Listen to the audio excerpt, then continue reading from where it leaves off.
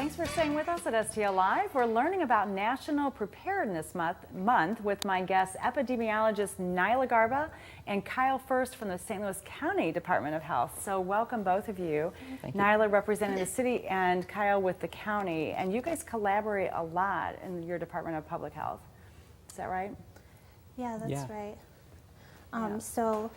We're actually wanting to talk about the Gateway Volunteer Network today, which is a initiative led by all the Medical Reserve Corps units in the region. So it's the St. Louis region and then also between Missouri and Illinois. And so we here to... Yeah, so it's part of National Preparedness Month. We were just talking in our last segment about how we can prepare at home. But you guys are prepared at a different level for emergencies. Kyle? Right, and public health departments can't do it alone. So that's why we have what's called the Medical Reserve Corps. And a majority of the counties throughout the bi-state region have these.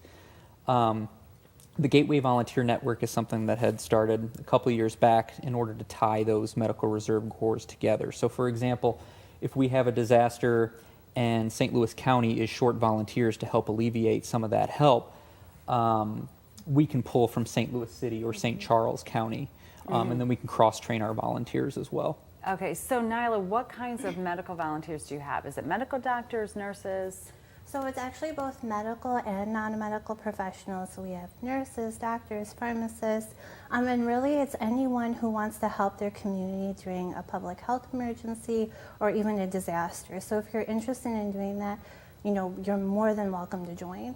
So even if you're not a medical professional, but you want to help out in those kinds of situations, you can volunteer? Absolutely. Yeah. So I could do it, for example. Yeah, definitely. So it would be like the perfect example of non-medical. And you don't need any emergency experience or anything like that because we do train our volunteers.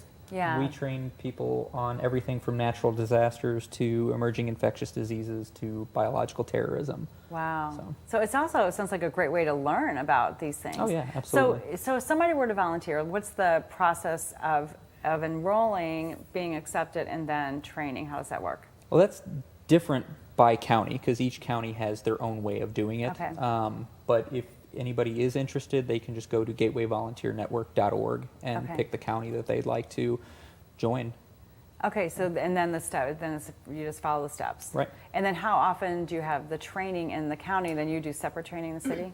Well, it's collaborative. So each MRC, Medical Reserve Unit, has their own orientation, just so that they're familiar with the specific unit. But then we do cross-jurisdictional training, and we're trying to do that, I'd say, at least 1 or 2 times a year across jurisdictions, and then each jurisdiction has their own trainings as well.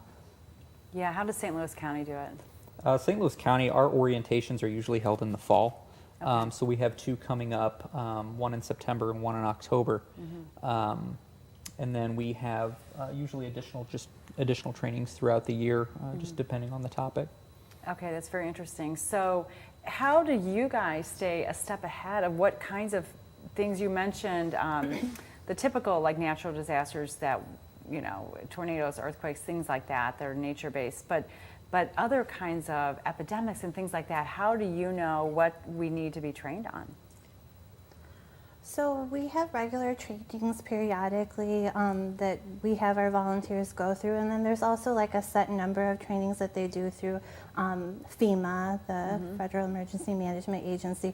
So I think that's really helpful for volunteers to sort of have a baseline understanding of the different types of emergencies, epidemics, things like that, for them to know. So yeah, Kyle, would you say there's a great need for more volunteers? Oh, absolutely. I think not only in St. Louis County but nationwide, I think there's a bit of a shortage of volunteers. And that moment when disaster strikes, like for example, during the flood in 2015, St. Louis County got with a group of volunteers and we went to the parking lot in Six Flags and handed out water, supplies, and food to all those displaced individuals from the floods. And you called on that network of volunteers that you already had.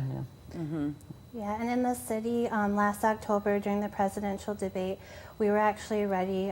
We had volunteers on standby, not only from our unit, but also units across the region and the state who would be ready to dispense pharmaceuticals in case there was some type of bioterrorism event. So even there was no intelligence saying that there would be something happening, we wanted to be prepared and ready before an event occurred. Right, very good. Minimum age, 18 to volunteer? 18. 18, okay. To learn more about National Preparedness Month, you can contact the Department of Health at 314-612-5100 and in Gateway volunteernetwork.org. Yes. Is that right? Okay. There's more STL Live after this. Stay with us.